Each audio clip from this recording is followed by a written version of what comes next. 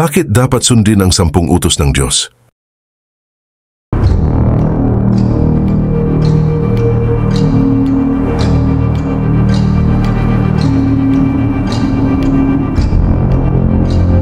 Isang mundo na puno ng tukso, kasalanan at pagkalito. Paano natin malalaman kung ano ang tama at mali? Sa loob ng libu-libong taon, may isang gabay na ibinigay sa atin, ang 10 utos ng Diyos. Ngunit sa makabagong panahon, may halaga pa ba ang mga utos na ito? O isa na lang silang sinaunang kautusan at palamuti na nililimot ng marami? Sa bidyong ito, pag-uusapan natin kung bakit dapat pa rin natin sundin ang 10 utos, hindi lang bilang patakaran, kundi bilang ilaw na magbibigay direksyon sa ating buhay. Kaya huwag kang bibitaw, dahil baka ito na ang sagot na matagal mo nang hinahanap.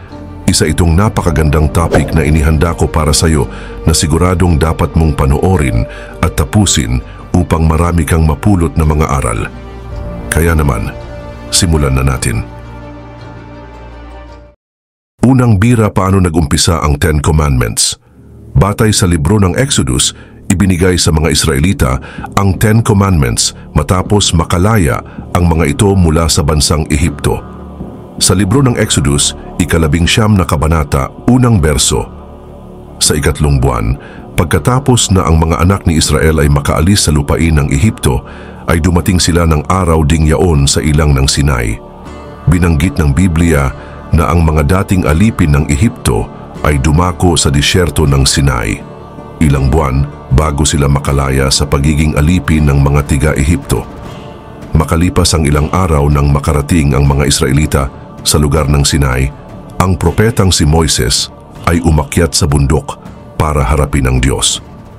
Ang mga Israelita at ang propeta ay pinaalalahanan tungkol sa mga pangyayari sa Ehipto ilang buwan ang nakararaan para ang mga ito ay sumunod sa mga habilin ng kanilang tagapagligtas. Nabanggit din na kung sila ay patuloy na susunod, ang bansa ay magiging isang banal na kaharian na mababasa sa 19 na kabanata mula sa 5 berso. Kung susundin ninyo ako at magiging tapat sa ating kasunduan, kayo ang magiging bayang hinirang. Ang buong daigdig ay akin, ngunit kayo'y aking itatangi. Matapos banggitin ang bilin ng Diyos sa mga Israelita, ang bansa ay sumang-ayon sa kasunduan o ang tinatawag na covenant. Inihayag dito kay Moises na ang bayan ay maging handa sa 3 araw. Dahil sa araw na iyon ay bababa sa tuktok ng bundok ang Panginoon. Pinagbawalan na umakyat ang mga ito sa itaas at sino mang tumapak sa paanan ng bundok ay hahatulan ng kamatayan. At gaya ng nabanggit, pagsapit ng 3 araw ay kumulog at kumidlat. Nagkaroon ng maitim na ulap, umusok ang bundok, nagliyab at nagkalindol na ikinatakot ng buong bayan, at dito inihayag ang 10 kautusan kay Moises. Sa aklat ng Exodus, 20 kabanata mula sa 3 berso, huwag kang magkakaroon ng ibang mga Diyos sa harap ko. Huwag kang gagawa para sa iyo ng larawang inanyuan o ng kawangis man ng anumang anyong nasa itaas sa langit, o ng nasa ibaba sa lupa, o ng nasa tubig sa ilalim ng lupa. Huwag ninyong gagamitin ang pangalan ko sa walang kabuluhan. Alalahanin mo ang araw ng Sabat ay panatilihin itong banal. Ayon sa salaysay ay umuukol lamang sa pagsamba sa Panginoon ang mga naunang kautusan, kung saan ang mga mamamayan ay pinagbawalang pagsilbihan ang ibang Diyos-Diyosan gaya ng mga sinasamba sa bansang Ehipto, kasama si Hapi, ang Diyos ng ilog Nilo, kung saan ang tubig sa ilog ay ginawang dugo sa simula ng 10 salot. Ganon din si Heket na siyang Diyos ng mga palaka na wala namang nagawa matapos dumagsa ang libo-libong palaka sa Ehipto. At ang Diyos na araw na si Ra na sinasamba ng mga tiga-Ehipto matapos magkaroon ng 3 araw na kadiliman. Ang mga ito ang mga paganong Diyos-Diyosan na kinapupuotan ng tunay na Diyos. Magkaganon man, ang mga sumunod naman na kautusan ay umuukol sa relasyon ng tao sa kapwa nito, na mababasa sa 20 kabanata mula sa 12 berso. Igalang mo ang iyong ama at ang iyong ina, upang ang iyong mga araw ay tumagal sa ibabaw ng lupa na ibinibigay sa iyo ng Panginoon mong Diyos. Huwag kang papatay, huwag kang mangangalunya, huwag kang magnanakaw, huwag kang magbibintang sa iyong kapwa, Huwag mong iimbutin ang bahay ng iyong kapwa. Huwag mong iimbutin ang asawa ng iyong kapwa, ni ang kaniyang aliping lalaki o babae, ni ang kaniyang baka, ni ang kaniyang asno, ni anumang bagay ng iyong kapwa. Binanggit sa Biblia ay mahalaga sa mata ng Panginoon ang pakikisama ng tao. Kung kaya't ang mga Israelita ay pinagbawalang gumawa ng masasama laban sa kanilang kapwa, ito ang kabuuan ng 10 utos mula sa Diyos na ibinigay kay Moises para sa bayan ng mga Israelita. Bagamat ang pagsasaayos nito ay naiiba paminsan-minsan ayon sa mga relihiyon, kung saan ang una at ikalawang kautusan ay pinagsasama at minsan naman ay pinaghihiwalay ang ika-10 utos, lahat ito ay kabilang pa rin sa 10 utos na Diyos. Nang masaksihan ng bansang Israel ang kulog at kidlat sa bundok, ay dito ibinigay kay Moises ang 2 batong tableta na nagtataglay ng 10 kautusan na mismong iniukit ng Diyos. Subalit hindi pa dito natatapos ang kasaysayan ng 10 utos. Dahil makalipas ang ilang libong taon ang mga turo ni Jesus ay nagdulot ng mga katanungan tungkol sa 10 utos ng Diyos. Kaya naman ang gasgas na tanong ay, kailangan bang sundin ang 10 kautusan ng mga Kristiyano?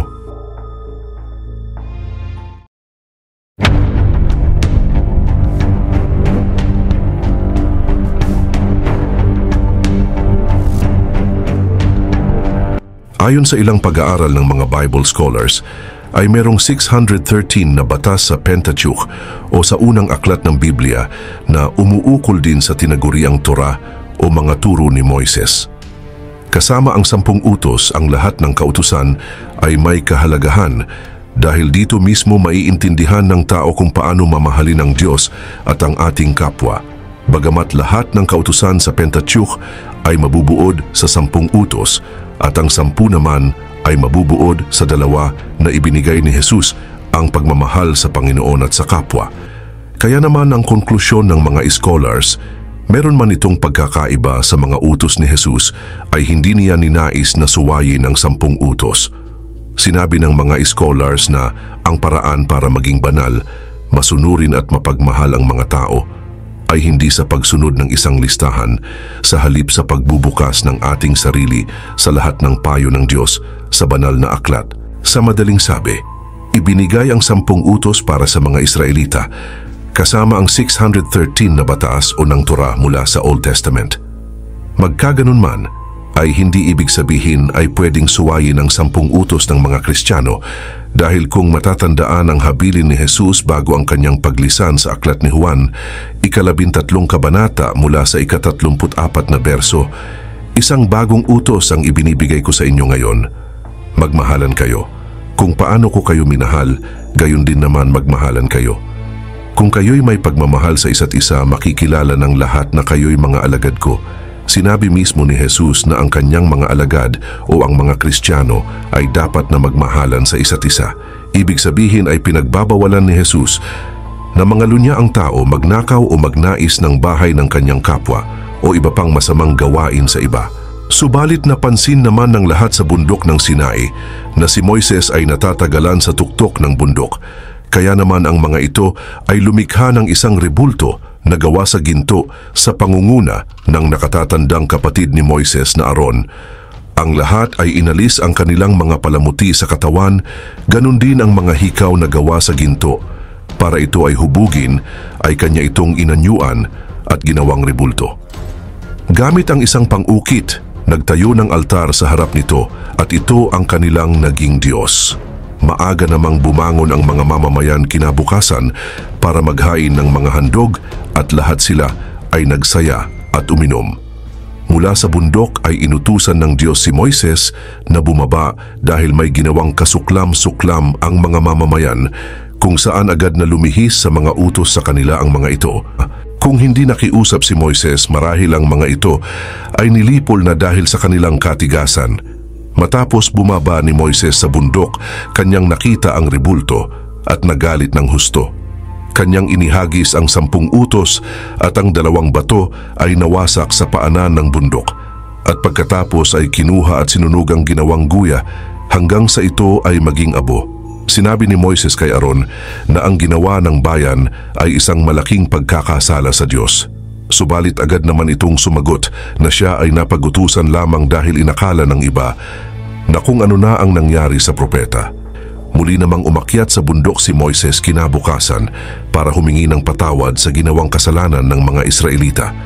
Siya ay inutusan ng Diyos na muling lumikha ng 2 tapyas na bato tulad ng mga nauna at doon isusulat ang mga kautusan at agad naman itong sununod ni Moises. Sa dulo ng lahat, ang 10 utos ng Diyos ay hindi lamang isang listahan ng mga bawal at dapat gawin. Ito ay gabay tungo sa isang buhay na may tunay na kahulugan. Sa isang mundong puno ng gulo at tukso, ito ang ilaw na nagtuturo sa atin ng tamang landas. Hindi dahil takot tayo sa parusa, kundi dahil mahal natin ang Diyos at gusto nating mamuhay ayon sa Kanyang kalooban. Kaya ngayon, tanungin natin ang ating sarili. Susundin ba natin ang utos ng Diyos bilang isang obligasyon o bilang isang daan patungo sa mas mapayapa, makabuluhan at pinagpalang buhay? Nasa ating mga kamay ang pagpili. At tandaan, ang pagsunod sa Kanya ay hindi lang para sa ngayon, ito ang daan patungo sa walang hanggang biyaya.